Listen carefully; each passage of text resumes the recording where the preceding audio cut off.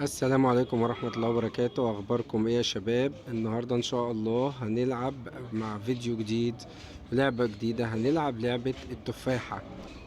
هنبدأ مثلا وليكن مبلغ رهان ب100 جنيه، وهنراهن. هنضغط مثلا هنا، كسبنا. طيب نضغط هنا، كسبنا تاني. طب نضغط هنا، كسبنا تالت. كفاية ما نطمعش، ناخد الأرباح. دي استراتيجية المفروض كلنا نتبعها يا أحلى أخوات في الدنيا. نلعب تاني، نغير المبلغ وليكن هنخليه 150 جنيه. نبدأ الرهان. ندوس تاني. تمام كسبنا. طب ندوس تاني.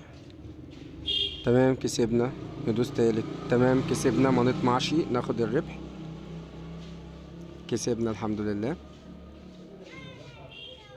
نراهن بمبلغ أكبر. هنراهن وليكن ب200 جنيه. هنبدأ برضو أول واحدة، كسبنا. على التانية اوه خسرنا. عادي ملناش حظ، نجرب مرة تانية. نلعب برضو بال200.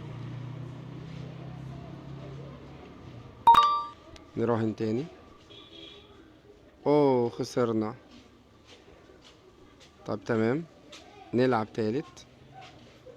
نضاعف. نبدأ. بسم الله. كسبنا. تانية. كسبنا.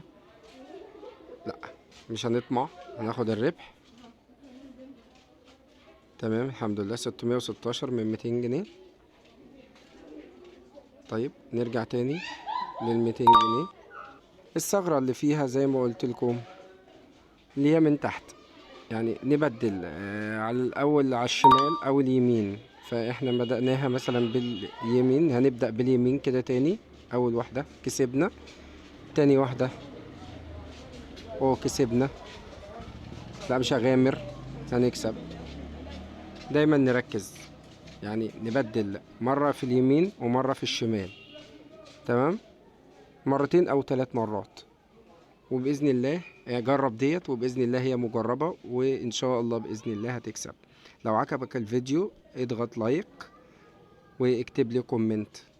تمام، واكتبوا لنا كومنتات للفيديو اللي انتوا عايزين تلعبوه، واللعبة اللي انتوا عايزين تلعبوها نعمل لكم عليها فيديوهات. شكرا لكم.